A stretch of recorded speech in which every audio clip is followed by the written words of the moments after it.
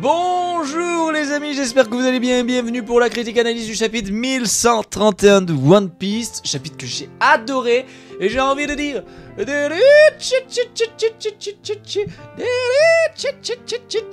Saoro, s'il te plaît, dis-moi que t'as juste fait un coma éthylique. Oh les amis, qu'est-ce que j'ai peur que dans le prochain chapitre on ait une mauvaise nouvelle. Qu'est-ce que je serais triste pour Robin.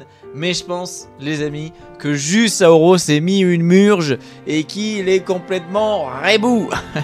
Le mec est complètement bourré et il est tombé à cul de terre les amis. Pourquoi je dis ça? Tout simplement parce que dans le chapitre on a quand même Oda qui nous montre que Ashruddin, Stensen et même Gerd, Goldberg et Rod, en fait on voit tous les membres de son équipage. Alors on voit qu'Ashruddin et Stensen chassent pour préparer un festin. Donc ils préparent un festin pour les Mugi. Ça veut dire que soit ils sont au courant qu'il y a déjà une partie des Mugi qui sont sur l'île, soit ils sont au courant que les Mugi arrivent. En même temps, je pense qu'ils sont au courant que Dory et Brogy étaient partis les aider sur Egghead. D'ailleurs, d'un côté, on peut se demander pourquoi Ashruddin n'est pas venu. C'est vrai que la question se pose. Pourquoi Ashruddin n'a pas suivi Dory et Brogy? Alors, moi, dans mes souvenirs, les membres de son équipage à Ashruddin étaient encore un peu douteux du fait de se... j'ai envie de dire soumettre, mais de se soumettre à l'autorité... Oui, je veux dire comme ça, de se soumettre à l'autorité de Luffy. Mais alors qu'Ashruddin, lui, depuis de Dressrosa, Ashruddin, il est en mode non, non, non, my captain, les gars. Ah, my man. mais c'est cool parce que du coup on voit Ashruddin qui est super content, qui est en mode putain let's go, qui va chasser un putain d'élan monstrueux dans la forêt, qui en fait on peut estimer que c'est les enfers d'Elbaf. Bah, c'est là où d'ailleurs Loki et Luffy sont en train de parler. Donc il est allé chasser là-bas un élan de fou pour faire un putain de festin au Mugi. Et donc vous allez pas me faire croire que si eux ils sont au courant, il n'y a pas un monde où Saoro il est pas au courant que sa petite Robin d'amour elle est en train d'arriver, hein. Et en plus de côté on a Robin qui se fait sa coupe de comme quand elle était petite ou quand on la connaissait sur Miss All Sunday. Non, ça fait vraiment plaisir, moi je la trouve magnifique comme ça m'a rappelé beaucoup de souvenirs de la voir comme ça. Et je pense qu'elle fait ça d'ailleurs pour que Saoro la reconnaisse plus facilement. Bon, je pense, ma chère Robin, qu'il t'aurait reconnu même sans ta frange. Mais c'est mignon de voir Bonnie toujours petite, Brooke et Lilith se taper des barres. Brooke qui se reconvertit en coiffeur, c'est bien, il a un nouveau rôle sur l'équipage en plus de musicien. Mais non, donc je pense que Saoro était au courant et ça m'étonnerait pas que peut-être il ait un peu de stress, un trop d'émotion et que donc il a commencé le banquet un peu trop tôt et que le vieux père. En tout cas j'espère parce que si Oda lui fait arriver malheur maintenant, je serais quand même très touché quoi. Franchement, j'ai aucune envie qu'il arrive du mal à Saoro. De même, la raison pour laquelle on voit Gerd et Goldberg avec le Sunny poursuivre d'ailleurs les Mugi et poursuivre Rod, c'est qu'en fait tout simplement ils ont compris que Rod a trouvé une partie des Mugi. Rappelez-vous, nous voyons dans le chapitre que Brooke, Lilith, Bonnie, Robin, Franky et Jinbei sont encore sur le navire des géants avec Dory et Brogy. Ok, mais on sait qu'en fait tous les Mugi qui sont donc Nami, Sanji, Zoro, Luffy, Usopp et Chopper, en fait eux ils étaient sur le Sunny. Comment on peut l'expliquer? C'est tout simplement qu'à mon avis quand ils se sont mis une murge à l'absinthe sur le bateau des géants, je pense qu'il y a une partie à un moment ils étaient une partie sur le Sunny, une partie sur le bateau des géants, et qu'en fait l'absinthe était tellement forte que ces couillons ils ont dû s'endormir. Alors surprenant parce qu'on sait que Zoro et Nami tiennent vraiment bien l'alcool, mais l'absinthe dans notre réalité c'est quand même un alcool bien costaud. Donc on peut imaginer que ils se sont endormis sur le Sunny et qu'en fait ils se sont perdus pas très loin d'Elbaf sur l'île de Brume. Dans la brume, pas l'île de Brume, dans la brume pardon. Je pense que Rod, en fait, vu que c'est lui qui surveille un peu tout ça, de ce qu'on nous avait expliqué, je pense qu'en fait il a trouvé le Sunny et donc il a mis le Sunny, il a amarré le Sunny. C'est la raison pour laquelle en fait je pense que Gerd et Goldberg ont trouvé le Sunny. Mais lui il a juste pris les Mugis et il allait s'amuser là dans son petit château là à jouer au Lego et au Playmobil avec les Mugis quoi. Et je pense qu'en fait Goldberg et Gerd pourchassent en fait avec le Sunny les Mugis sur le pont parce qu'ils sont en mode les gars, hey, hey oh, on est les amis les gars, on est de l'équipage d'Ashroudin, oh, oh. Et les Mugis qui les connaissent pas, ils sont en mode taille. Si vous avez les refs, je suis content. Mais c'est trop drôle parce que y a aucun monde où ils savent pas qui c'est. Et en fait, Rhodes, c'est un petit connard parce qu'en vrai, il aurait pas dû faire ça. Mais je le rappelle, rappelez-vous, on le sait, Ashroudin, son équipage est pas chaud encore de suivre Luffy quoi. Ashroudin, lui, il a vécu Dressrosa, il a vu qui c'est Luffy et tout, il sait que c'est. Il est en mode ma man, le patron, le gars. My boss, mon boss. Mais les autres, bon bref, du coup, franchement, moi j'ai beaucoup rigolé de ça parce que, en fait, quand tu t'imagines l'échelle de taille, t'as vraiment des mecs minuscules sur un pont géant qui sont en mode. Un mec derrière qui est tout cramé en mode. Et derrière, t'as encore 2 personnes géantes avec un hibou géant et un bateau comme ça. Je pense un animé, ça va être super drôle. Ça va être très drôle à voir. Ça va être très drôle à voir. Bon, et si on parlait maintenant de ce qui nous intéresse, les amis, et finissons cette critique en parlant de Luffy et Loki. On va parler un peu de Shanks aussi. Bon, Luffy et Loki qui continuent de discuter. Et ce qui était intéressant, c'est que Luffy est très amical, je trouve, avec Loki. Moi, j'estime que Luffy arrive à sentir quelle personne est digne de sa gentillesse et de sa confiance. Et j'ai un peu peur parce que Loki, dans notre réalité à nous, c'est quand même un peu un dieu nordique, un peu de la fourberie, de la manipulation, etc. Est-ce qu'il dissimulerait pas ses intentions ? Je m'explique, il est quand même pas aimé des autres géants, il est emprisonné, il a quand même tué son papa. Alors il a peut-être fait un burn-out après que Lola lui ait mis un vent. C'est vrai qu'on peut imaginer, le mec, rat dingue de Lola, il est en mode, tu es la femme de ma vie. Non. Réponse de Lola, non. Et peut-être qu'il a pété un plomb et qu'il est parti en couille. Mais nous, les informations qu'on a, c'est qu'apparemment les géants l'aiment pas trop, qu'ils se sont tous ligués pour l'emprisonner, et que le mec a tué son père pour bouffer un fruit du démon, et qui apparemment, c'est un sacré fruit du démon, hein, les gars. Alors on sait pas encore ce que c'est, mais j'ai hâte de le savoir. Mais pour le coup, malgré tout ça, Luffy est très sympathique avec lui. Alors il va avoir ce petit moment d'excès de rage assez surprenant parce que Loki est quand même bâillonné et aveugle en soi. Et Luffy, il y va, Gear 4, il est en mode je vais te fracasser la tronche. Après c'est logique, on n'insulte pas Shanks devant Luffy. Comme dit Luffy, il faut quand même réaliser que c'est l'homme... c'est l'homme qui lui a sauvé la vie, quoi, littéralement, quoi. Donc si tu veux, tu parles pas de mal de lui. C'est son idole, c'est celui qui veut revoir une fois être devenu un grand pirate. Donc, et on se rappelle, rappelez-vous, à Wano Kuni, Luffy, quand il y a eu le haki des rois de Shanks, il sait très bien qui c'est. Faut pas être con. Donc en fait, c'est assez cool en fait qu'il réagisse comme ça. Bah non, bon, c'est vrai que l'adversaire, il est pieds et mains liés, aveugle. Bon, mais il arrive quand même à éviter, ce qui peut nous faire penser qu'il a un bon acquis de l'observation, mais ce qui serait pas surprenant, hein, c'est quand même Loki, fils du roi, d'un des rois d'Elbaf à la base, prime spéciale 2,6 milliards, le mec il a littéralement une prime qui pourra avoisiner celle d'un empereur, on sait que le gouvernement en plus ne va pas sur Elbaf ni à Warland, parce que c'est dangereux. Bon bah tu m'étonnes quoi, Dory et Broggy frère, c'était des pirates pendant des années. Ils se sont battus sur l'île préhistorique là, hein, ils ont rien foutu. Quand ils sont revenus frère, leur prime 1,5 milliard les deux. 3 milliards. T'as déjà 2 boucs, 2 géants, c'est 3 milliards. Loki c'est 2,6 milliards tout seul. T'imagines, ça veut dire qu'il y a des géants, ils doivent avoir des primes de 800 millions, des trucs comme ça, des primes bien. Frère, ça veut dire que tu vas là-bas, t'affrontes des mecs, c'est des bourrins frère. En fait tu comprends que c'est un danger. Cette île, c'est les mecs, ils sont en mode ouais, notre île, bah, c'est l'île de la guerre, ouais. On fait tout le temps la guerre, ouais. Alors ce qui est très intéressant les amis,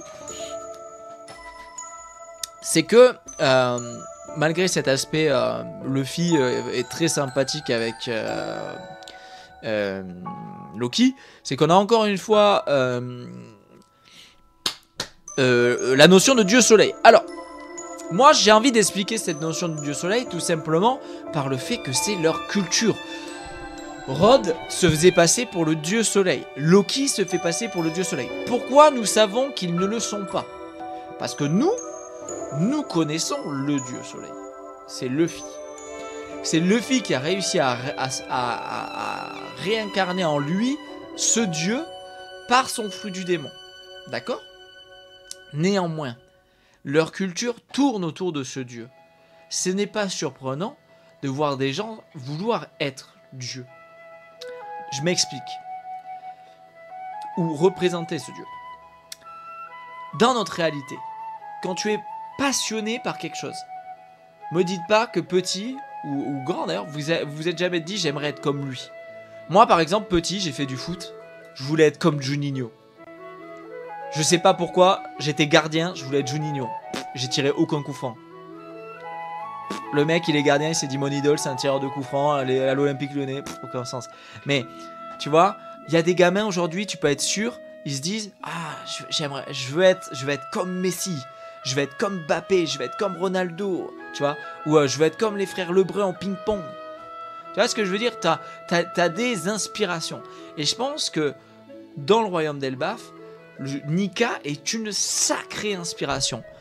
Et que donc, se dire être lui, quand tu rencontres des gens qui sont censés ne pas connaître sa légende, parce que n'oubliez pas, c'est que comme les boucaniers qui prêchaient le dieu soleil, le gouvernement mondial, les seuls qui ont résisté à ça, c'est eux. Les seuls qu'on a eu aussi qui priaient le dieu soleil, c'était les Chandia avant qu'ils montent à Skypiea. Hein? C'est les seules fois où on a vu le dieu soleil, les gars. Hein? La notion de dieu soleil, il faut bien se rendre compte, en 20 ans, 25 ans d'écriture, on l'a eu à Skypiea avec les Chandia qui priaient le dieu soleil, le dieu de la terre, tout ça, machin, les 4 dieux là. Et t'as les boucaniers et les gérants. Tout le reste, Email a fait. C'est non, c'est ciao. Ok les gars? Donc, forcément, d'ailleurs en soi, quand Loki dit à Luffy, je suis le dieu soleil, mais comment voulez-vous que Luffy ne le croit pas? Ou ne puisse être en mode sûr à 100%? Bah non, tu n'es pas Nika, tu n'es pas le dieu soleil. Il peut pas le savoir. Il sait même pas qui il est. Luffy ne sait même pas qui il est. Ok? Donc, si vous voulez, c'est pas étonnant de voir des gens de cette tribu vouloir se présenter comme étant le dieu soleil et celui qui inspire leur culture, il a grandi dans cette culture, tu vois. Moi, ça me choque pas du tout, en fait. Ça me choque, mais vraiment pas du tout. Et je pense d'ailleurs que ça va avoir une réelle importance. Et d'ailleurs, de plus en plus, Nika est mentionné, le dieu du soleil est mentionné dans One Piece, parce qu'on arrive vers la fin de l'œuvre et que Oda doit nous expliquer les anciennes cultures, les anciennes religions, qui étaient qui, et que Luffy a besoin de le comprendre et de l'apprendre. Au bout d'un moment, Luffy, il va pas pouvoir passer outre tout, en fait. Tu vois ce que je veux dire? Il y a un moment, il va falloir qu'il comprenne un peu l'histoire, quoi. Alors, dans tous les détails, il va peut-être laisser ça à son archéologue, à Robin. Mais il a besoin de savoir. Après, je pense que si à un moment, ça va être très drôle parce que si les gens lui disent ah, Luffy, il faut qu'on te dise, tu es le dieu soleil. Je pense que Luffy va être en mode ouais, je m'en fous, quoi. Je suis Luffy, quoi. Tu vois? Mais ça a une importance pour les gens de savoir qui est Luffy. D'ailleurs, c'est très drôle parce qu'on se rappelle tous les mots de Mihawk qui disait la plus grande force de Luffy. Avant même, des années avant même à Marineford, qu'on sache que c'est Joy Boy, que c'est la réincarnation de Joy Boy, la réincarnation de Nika, c'est qu'il disait ça, putain, son plus gros pouvoir, c'est de réunir les gens, qui est finalement le pouvoir de l'homme joyeux de Joy Boy. Bon, outre ça, parce qu'on a beaucoup parlé de ça, Il lui dit donc, il lui parle d'un truc aussi qui est cool, qui a un rapport de nouveau avec Nika, c'est le fait qu'il lui dit putain, tu vois bien, je suis emprisonné, c'est un peu chiant, moi j'aimerais être libre, il y a donc encore ce sentiment de liberté. Bon écoute, si tu me libères, t'es un pirate, on fait un deal, je détruirai un équipage. Pirate pour toi. Comment ça mon ref? Comment ça mon ref? Comment ça, tu peux promettre de pouvoir détruire, battre un équipage pirate à toi tout seul? Ah oui, ça veut dire qu'il faut s'imaginer qu'il y a un monde... Luffy ne le fera pas. Mais si c'est pas Luffy, il y a un monde où le mec il lui dit allez, je te libère, mais tu détruis Barbe Noire. Et là, tu vas me dire que Loki, il va aller voir Barbe Noire et qu'il le détruit. En fait, ça crée un côté mystique autour de Loki, tu vois, en mode... Qu'est-ce que tu nous caches? Déjà, quel est son fruit du démon? Aucune idée. Il a les yeux bandés. Bizarre ça, quand même, bizarre. Est-ce qu'il est aveugle? Aucune idée. Est-ce qu'il est, il est aveugle comme Fujitora ou ce genre de truc? Ce qui pourrait expliquer son acquis de l'observation ultra développé qui fait qu'il arrive à... Quand il insulte Shanks à éviter l'attaque de Luffy. Il a l'air aussi d'avoir... je suppose qu'il a le haki des rois étant donné qui il est. C'est quand même Loki... le prince maudit d'Elbaf, qui a une prime spéciale du gouvernement mondial et tout. Le mec il est à 2,6 milliards, ça fait 6 ans il est emprisonné. Alors ce qui est assez chiant, c'est qu'on a ce côté, je pense qu'il est emprisonné là comme ça, il y a pas longtemps. Pourquoi? Parce que malgré le fait qu'il dit que ça fait 6 ans que je suis emprisonné, je pense qu'il s'est libéré il y a pas longtemps. Et qu'en fait, quand les géants disent on s'est tous ligués contre lui, je pense qu'en fait c'est tous les géants plus Shanks, quand Shanks était à Elbaf il y a pas longtemps et qu'il a tapé Kid. Je dis ça pourquoi? Parce qu'on pourrait croire et faire le lien entre le... Shanks il est devenu empereur il y a 6 ans environ. On le sait parce que quand il y avait eu les chapitres avec les marines qui expliquaient les primes et tout. Et le mec disait ouais Shanks est devenu empereur il y a 6 ans, machin, les couilles.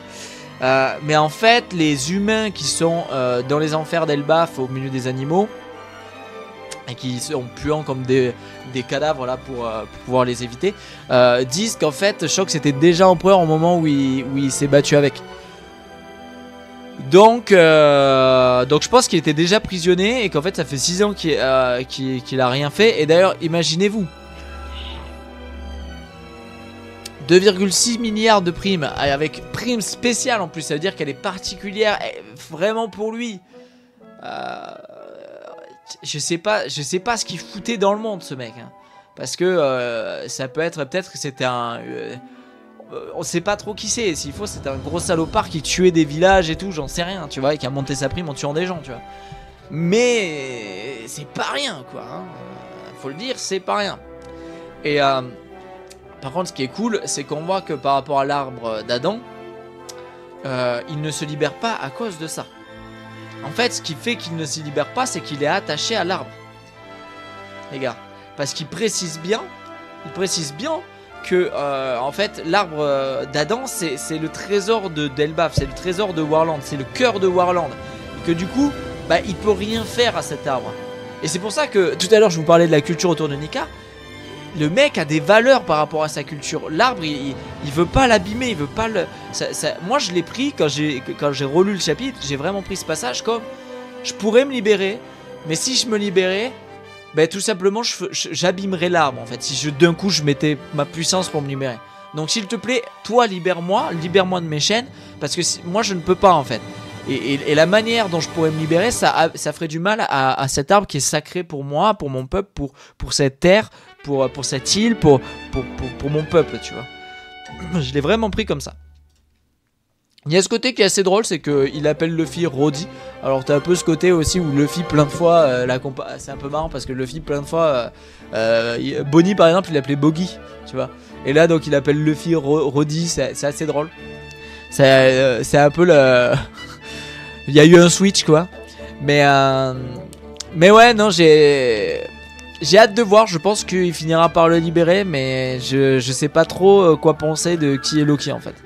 Je sais pas vous ce que vous en pensez, moi je me méfie de ouf de lui. Parce que j'imagine la gueule des géants qui sont là à leur banquet et qui voient. Donc Rod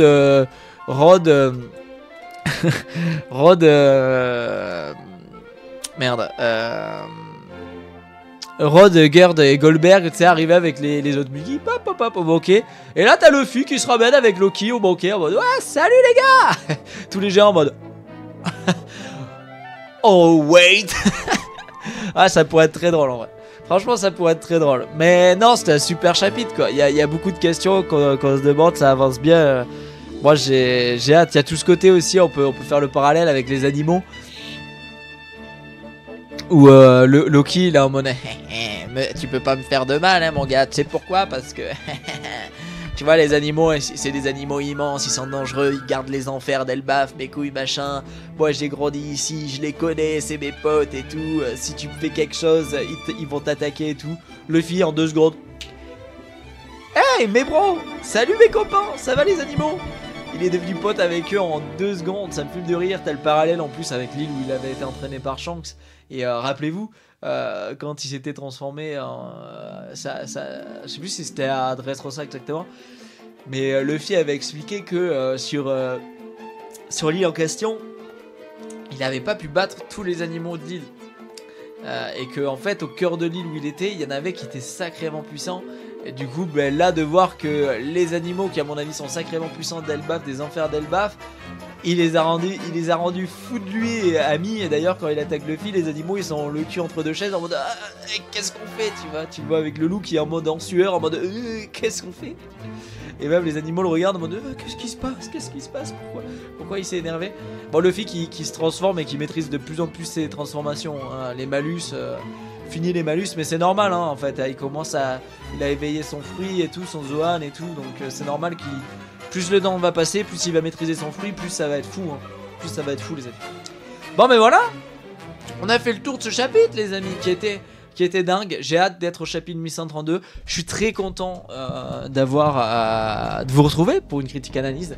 Comme d'habitude, je vous rappelle que dans la description, il y a le lien du Discord pour ne louper aucun live, aucune vidéo, que vous pouvez vous abonner en cliquant ici, que vous pouvez regarder une vidéo en cliquant là. Le petit pouce bleu, n'hésitez pas à me dire ce que vous avez pensé du chapitre et de mes idées. Et puis on se retrouve très vite pour le chapitre 1132. Bye tout le monde.